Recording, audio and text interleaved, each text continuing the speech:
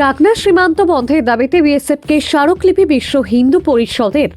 বাংলাদেশের সংখ্যালঘু হিন্দুদের উপর নির্যাতনের প্রতিবাদে রকনা সীমান্ত অবিলম্বে বন্ধের দাবিতে বিএসএফের কাছে স্মারকলিপি জমা দিল বিশ্ব হিন্দু পরিষদ ভিএইচপি উত্তর ত্রিপুরা জেলা সমিতি।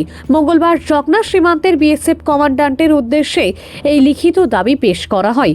স্মারকলিপিতে ভিএইচপি নেতৃত্ব অভিযোগ করেন প্রতিবেশী বাংলাদেশে সংখ্যালঘু হিন্দুদের উপর ধারাবাহিক নির্যাতন, সহিংসতা ও হত্যাকাণ্ড ঘটছে। এই পরিস্থিতিতে সীমান্ত দিয়ে যে কোনো ধরনের বাণিজ্য ও যোগাযোগ অবিলম্বে বন্ধ করা প্রয়োজন বলে দাবি জানানো হয়। সংগঠনের মতে অর্থনৈতিক স্বার্থের ঊর্ধ্বে উঠে জাতীয় মর্যাদা ও সংখ্যালঘুদের নিরাপত্তাকে অগ্রাধিকার দেওয়া উচিত। ভিএইচপি প্রশাসনের কাছে দ্রুত পদক্ষেপ গ্রহণ এবং বিষয়টি ঊর্ধ্বতন কর্তৃপক্ষের কাছে পৌঁছে দেওয়ার আহ্বান জানিয়েছে। স্মারকলিপিতে উত্তর ত্রিপুরা জেলা কমিটির সভাপতি ও সম্পাদকের স্বাক্ষর রয়েছে। ভানুচন্দ্রের রিপোর্ট, আসাম প্রাইম নেটওয়ার্ক। নিধনযজ্ঞ চলছে।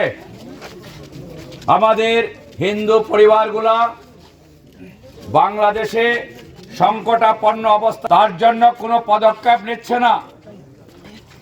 ইতিমধ্যে অনেক হিন্দু ভাইকে মারপিট করে, হিন্দু বোনদের মারপিট করে, গাছে বেঁধে ফাঁসিতে ঝুলিয়ে দেহের মধ্যে আগুন জ্বালিয়ে দিয়েছে। এই সমস্ত ভিডিও আমরা সোশ্যাল মিডিয়ার মধ্যে আমরা দেখেছি।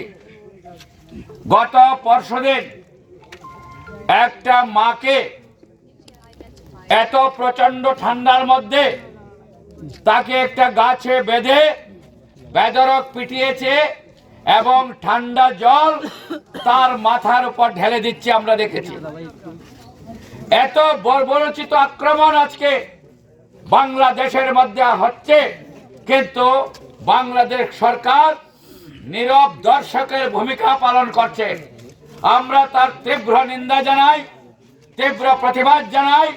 ইতিমধ্যে যদি বাংলাদেশ সরকার এগুলো বন্ধের জন্য কোনো পদক্ষেপ গ্রহণ না করেন, আমরা ভারতবর্ষের বিভিন্ন জায়গায় আমাদের প্রতিবাদ চলবে বাংলাদেশের সরকারের বিরুদ্ধে। আমরা আন্দোলন তীব্র থেকে তীব্রতর করব।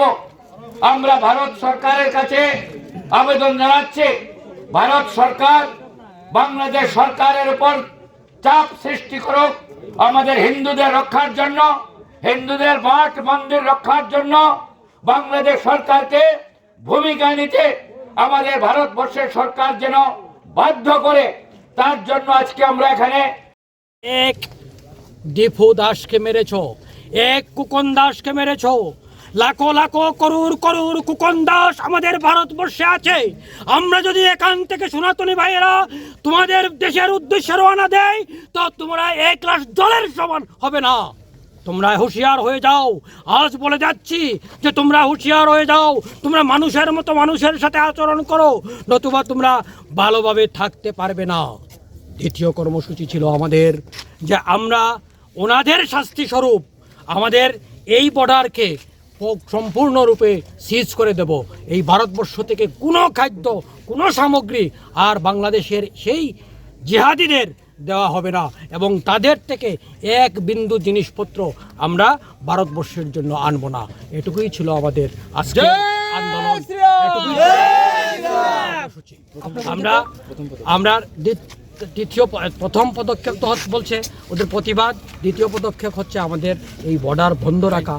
আমরা আজকে এই যে কর্মসূচি, সেটা হচ্ছে আমাদের বিশ্ব হিন্দু পরিষদের প্রথম পদক্ষেপ। কিন্তু ভাই, যদি এরপর আর কোনো রক্ত ঝরে, তো আমরা বিশদ এবং বিরাট আন্দোলনের সৃষ্টি করব। এটুকু বলে